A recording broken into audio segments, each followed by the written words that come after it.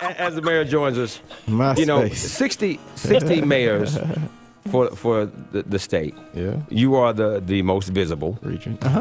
Do you feel like some of the things that were pointed at you were because of the fact that you are the most visible? People link you to the city, which you're proud of, but is it a gift and a curse? I think I think it's a gift and a curse. I think it comes with the job. Yeah. I mean, here's my deal. My deal was, as hard as it all was, I felt that the images that were being shown internationally were wrong.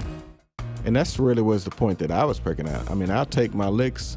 I immediately said that I think that we should have staggered releasing folks out of the city. So it's not about trying to avoid responsibility, but if you look at the video images, certainly that were on CNN and other places, they were wrong. And they were constantly saying this is the city of Atlanta when CBS did a report that in the 26 hours showed that Atlanta was functioning and moving normally. Right. And they showed the actual city of Atlanta. And so that was really where the negative energy started, because folks were saying we weren't accepting responsibility. That's not true. We're accepting responsibility for what we're responsible for. But you know, my job comes with good and the bad. Sometimes you have roses thrown at you. Sometimes you get hit in the face with eggs and tomatoes. And we say that all the time. And it's kind of like working in this building. Sometimes we take for granted when they do a fake fire drill. Yeah. And I mean, they'll ring the alarm and we all have to evacuate this building. And we're mad. Yeah. We're upset because we got a good little ways to walk. No, I know. But it's a drill. Because if something really happens, we don't want everybody to run out at the same time. And that's kind of what you're saying that happened. Here's the bottom line. You know, I'll give you all the CBS report, which I thought was excellent. I was standing on the bridge over 14th or 17th Street. It was about 4 or 5 o'clock, and the city was functional within 24 to 26 hours after a very bad snow event. So what we're going to do is we're going to make sure that we coordinate better in the future to get people out in an orderly fashion, so that we don't have the kind of traffic jam. We're going to significantly improve our spreading capability. We're going to have an emergency management manager who works on this at all times every day. And we're going to get a panel of experts together to give us advice.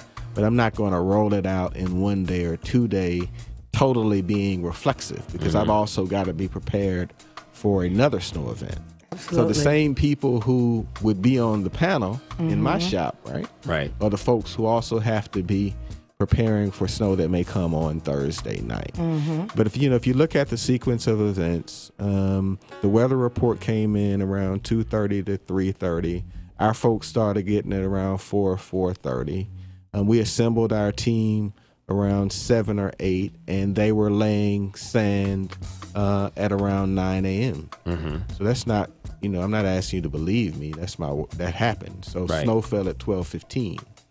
So do you believe that the people, and I tweeted this out, so that we felt like the people beat the relief to the streets?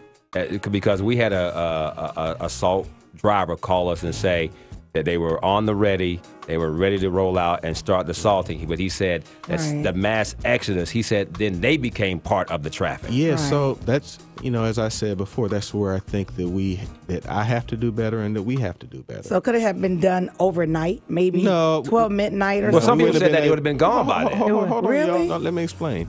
It couldn't have been done overnight because you got the warning at 3:30. You got the trigger at 3:30 to 4:30. Right.